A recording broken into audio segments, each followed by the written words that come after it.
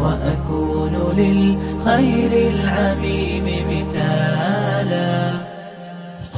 Yang kedua tentang hulu. Dosa hulu itu terkadang tidak disadari. Tidak sebagaimana dosa-dosa yang lain. Kalau dosa mencuri, jelas, kerasa. Orang itu kalau dia mencuri, dia pasti merasa berdosa. Dosa ketika berzina, orang kerasa. Dia tahu itu dosa. Ketika dia memukul, ketika dia membunuh, ketika dia mengalirkan darah, maka dosa itu lebih mudah dideteksi bahwasanya itu dosa. Beda dengan hulu. Hulu itu adalah sebuah dosa, kemaksiatan, menyimpang dari jalan Allah yang lurus, tapi pelakunya tidak merasa bahwasanya mereka telah terjatuh kepada perilaku hulu. Jadi dia tidak sadar. Dan itu yang membutuhkan sensitivitas ilmu dan iman tingkat tinggi untuk mendeteksi apakah ini hulu ataukah tidak. Jadi betul-betul keilmuan yang sensitif. Dan keilmuan yang sensitif itu yang bisa mendeteksi bahwasanya perilaku ini bisa jatuh kepada perilaku hulu. Makanya kita mendapati sampai ada satu sahabat pun sempat terpeleset. Beliau itu sempat agak hulu. Siapa itu? Yaitu Abu Darda. Abu Darda itu salah satu sahabat yang beliau pernah terpeleset agak hulu di dalam kehidupan beliau menjalankan agama. Ketika pada satu waktu Salman Al-Farisi itu datang ke rumahnya Abu Darda. Lalu di situ istrinya menceritakan bahwasanya Abu Darda telah meninggalkan urusan dunia. Malamnya dia selalu sholat, tidak pernah tidur. Paginya selalu puasa terus dan tidak pernah berbuka. Maka pada saat itu Salman akhirnya ingin untuk memberikan nasihat kepada saudaranya Abu Darda. Lalu akhirnya beliau bermalam di rumahnya Abu Darda. Ketika mereka berdua, dua orang sahabat ini tidur, ketika baru tidur sebentar habis Isya, maka saat itu Abu Darda langsung berdiri untuk melaksanakan sholat. Dipegang oleh Salman. Tidur, saya mau sholat, tidur dulu. Sholat, tidur, akhirnya tidur. Bangun lagi, tidak lama setelah itu berdiri lagi mau sholat, ditahan lagi sama Salman. Terus akhirnya tidur lagi. Beberapa saat berdiri lagi mau sholat, ditahan lagi sama Salman. Sampai di sepertiga malam. Barulah pada saat itu Salman tidak menahannya dan ikut Salman melaksanakan sholat tahajud.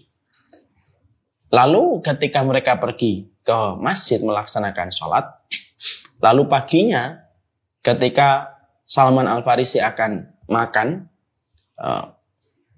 maka pada saat itu Abu Darda dalam kondisi puasa. Dikatakan, makan. Enggak, saya lagi puasa. Makan.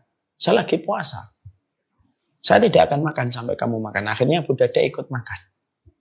Maka pada saat itulah Salman Al-Farisi mengatakan kepada Abu Darda, ya, segala sesuatu itu ada haknya. Pada dirimu ada haknya. Pada keluargamu ada haknya. Pada istrimu ada haknya. Maka berikanlah segala sesuatu haknya masing-masing. Dan janganlah melampaui batas. Fa'ti kulladzi haqqin haqqahu. Berikanlah semua itu haknya, wahai Abu Darda.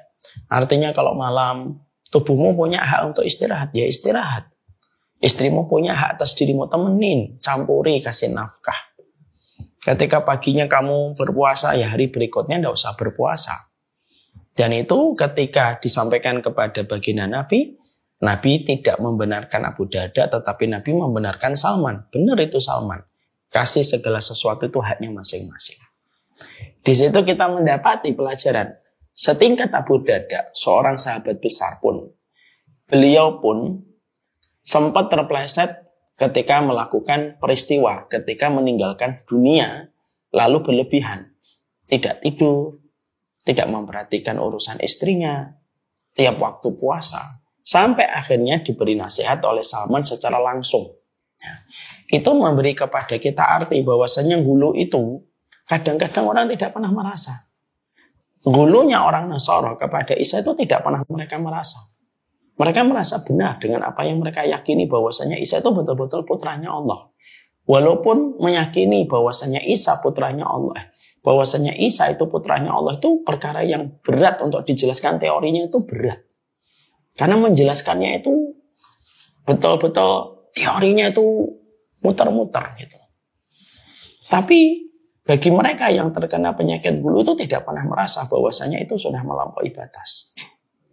Itulah perkara-perkara yang sejatinya terkadang kita harus paham. Gulu itu sering pelakunya tidak merasa. Kecuali mereka yang diberikan sensitivitas keimanan.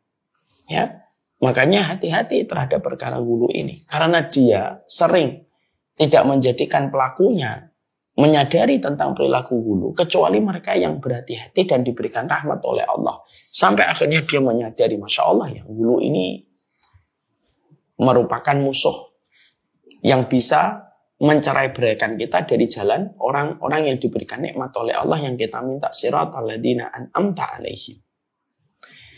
Itu yang kedua. Yang ketiga, ya, maka sesungguhnya gulu ini terbagi menjadi beberapa jenis. Yang pertama, gulu dalam bentuk keyakinan. Gulu di dalam bentuk keyakinan itu ya sebagaimana keyakinan orang Nasara. Ketika orang Nasara, mereka menempatkan Isa itu putranya Allah. Lalu itu bisa melebar. Yaitu ketika kita menempatkan Rasulullah melebihi posisi yang diberikan, melebihi posisi yang dijelaskan Rasulullah sendiri dan melebihi posisi yang diterangkan oleh Allah. Banyak orang yang mungkin ada di antara manusia yang tidak sadar bahwasanya keyakinan-keyakinan tertentu itu sudah menempatkan Rasulullah sudah kayak Tuhan. Maka ini sebuah kesalahan karena bagaimanapun Rasulullah kita sangat mencintainya dan kita sangat mengharapkan syafaatnya beliau pada kehidupan kelak kita di akhirat. Bagaimanapun Rasulullah adalah seorang hamba dan seorang Rasulnya Allah. Sehingga termasuk di antara perkara gulu di dalam keyakinan itu apa? Kalau sudah melampaui batas. Bahwasanya meyakini Rasulullah tahu perkara gaib. Nah ini nggak boleh ini. Bagaimanapun Rasulullah adalah seorang manusia dan beliau adalah seorang Rasul. Maka ini termasuk di antara perkara gulu di dalam keyakinan. Ada juga yang mereka gulu terhadap orang-orang solih. Ya, terhadap orang-orang yang taat. Lalu mereka berlebihan. Lalu akhirnya ketika mereka berlebihan, mereka melampaui batas di dalam mengagungkannya. Lalu akhirnya menghalalkan apa yang diharamkan oleh Allah dan mengharamkan yang dihalalkan oleh Allah. Karena hulunya kita kepada orang solih yang akhirnya justru semakin menjauhkan kita dari Allah. Karena perilaku hulu itu bisa jadi di antara itu hulu sama manusia. Akhirnya mau benar mau salah tetap aja diikuti. Lalu meyakini bahwasanya orang-orang ini tuh sudah luar biasa pencapaiannya. Lalu akhirnya tanpa kita sadari keyakinan yang sudah melampaui batas kepada orang, lalu kita tidak sadar bahwasanya itu sudah jauh melampaui dari apa yang Allah terangkan. Kita memang wajib menghormati orang solih, mencintai mereka, mentaati mereka dalam perintah-perintah yang dikatakan oleh Allah. Ya, kita wajib menyanjung mereka di dalam ketaatan dan kebaikan mereka. Tapi bagaimanapun jangan sampai akhirnya menjadi perilaku yang melampaui batas. Sampai akhirnya kita nutup telinga apapun hanya karena kita sudah hulu kepada orang yang kita yakini bahwasanya ini adalah orang yang taat. Ini termasuk perilakunya orang Nasara. Ya. Saya masih ingat ada sebuah kisah nyata. Ada sebuah kisah di padepokan tertentu. Beberapa waktu yang lalu kasusnya sempat viral. Bagaimana orang-orang yang ada di padepokan itu, mereka itu sangat gulu terhadap pemilik padepokan. Akhirnya apapun yang dilakukan oleh pemilik padepokan itu, tidak ada yang berani untuk membenarkan. Tidak ada yang berani untuk meluruskan. Kenapa? Ya mereka sudah gulu sama pimpinan padepokan itu. Akhirnya apapun yang dilakukan oleh pimpinan padepokan itu dibenarkan.